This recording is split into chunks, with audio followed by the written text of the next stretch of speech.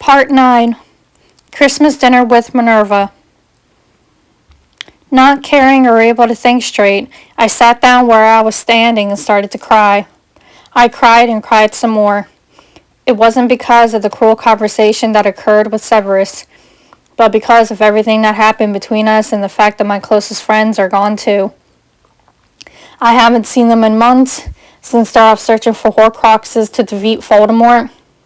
First, they wouldn't let me come along. Now the school is a wreck, and the Gryffindor common room is covered with our things and sleeping hammocks like we were hobos. The school isn't the same anymore, and everyone is miserable. My ex-boyfriend is now the new heartless headmaster, and, most of all, my number one best friend in the world is gone in heaven. My father is just gone. This is my very first Christmas without him since I was born. I grabbed the locket on my neck that Dad gave me one year when I was young. You can open it, and on the inside, it has his picture on one side and Mom on the other. I held it in my hand tightly as I whispered, "I wish you were here, Mom and Dad. I miss you." See, Christmas became my favorite holiday since I was a kid because I got to spend a lot of quality time with Dad. Some months we would stay here, and other times we would go home. Him being the headmaster of the school here is pretty rough and can give someone much stress. He was often away on business but never forgot about his little girl. He would often get Minerva to watch me, so she became like my second mom. That's why I appeared to be that close to her, because in a way, I am. This is why I miss Dad so much. This holidays was when I got to spend the most time with him, but he was suddenly taken away and left unto another life way above. Between crying and deep in thought, I didn't notice that someone had walked into the area. I jumped slightly as I felt a sudden warm, soft touch on my shoulder. I looked up, still teary-eyed and barely able to see clearly, but I noticed that the person right before me was only Minerva. "Oh, sweetheart, I didn't mean to scare you," she exclaimed. "Paige, why are you crying so much, dear?" She crouched down and looked at me, waiting for a response. I responded, stuttering, I miss Mom, even though I barely remember her. Most of all, I really miss Dad. As you know, this was the time for us to spend together. I also miss my best friends and my good life. Everything I once had that was good and happy is gone. Severus is starting to act cruel to me again, and I don't know why. I wish Dad was still alive so I could hug him. All she could think to do was just hold me tight in her arms as she comforted me while I cried. I know she understood how the holidays were with Dad and me.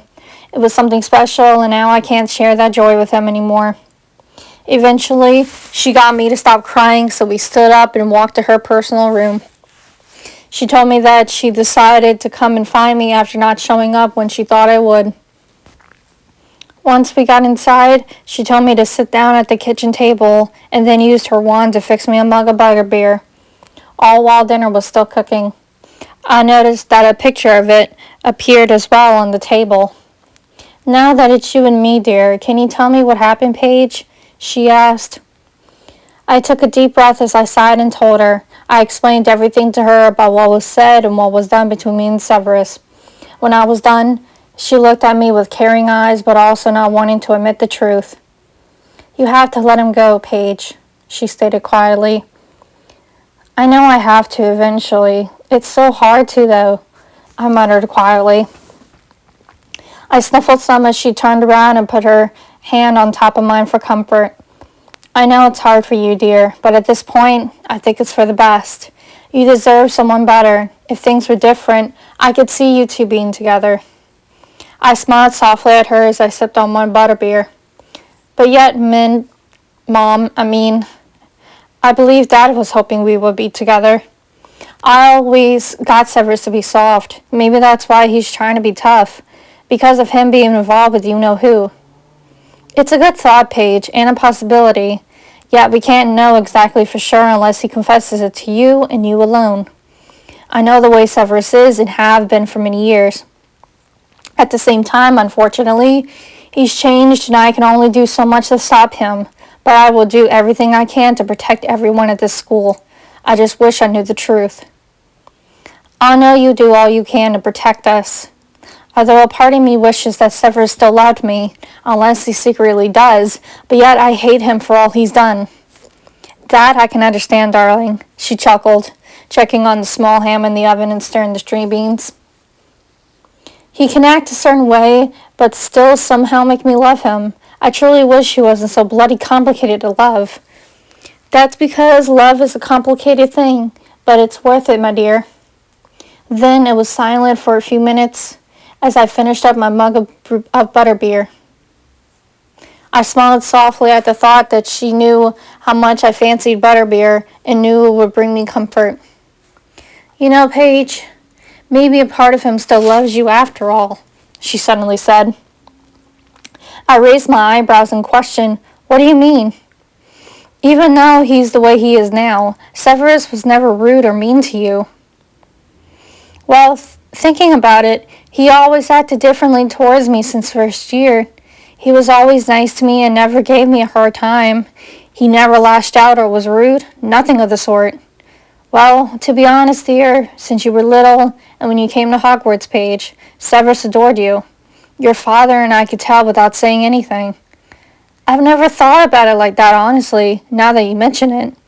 He told me in the past that he'll always try to protect me, and he has been. Dumbledore even almost made him your godfather, you know. Wait, what? Really?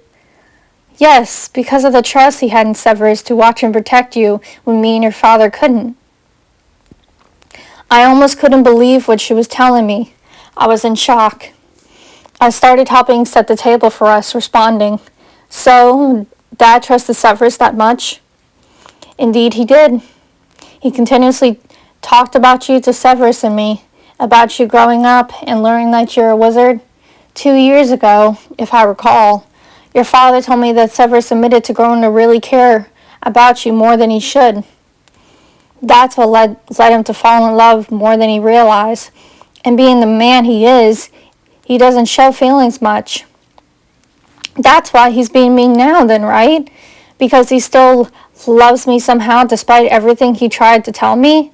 This means that he is hiding something and there's a reason why he's acting this way, I exclaimed, realizing it all.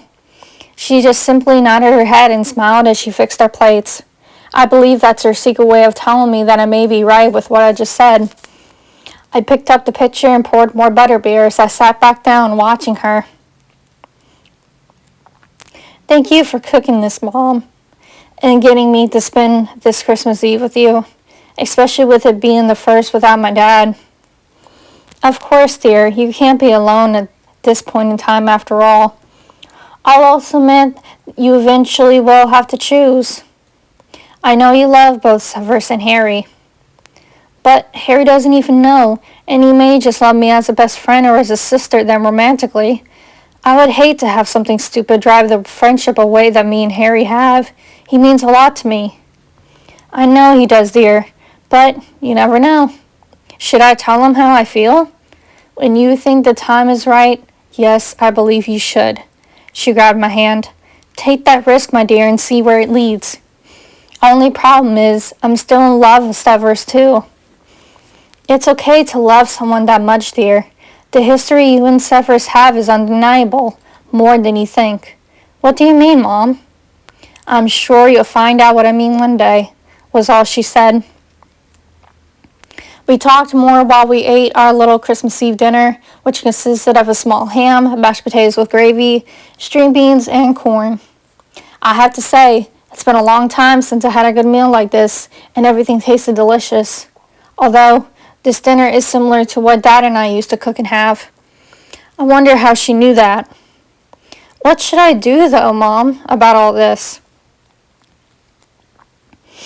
Do whatever your heart tells you to do, Paige. Let it follow you and guide you, she responded while I started to wash the dishes. That sounds like something Dad would have said, I said quietly. I heard her chuckle from a distance behind me. I don't know what my heart is saying, Mom. All in good time, my dear, he will, she reassured. I sighed, feeling really confused about my feelings. I guess she's right. Maybe I'll just figure it out in time.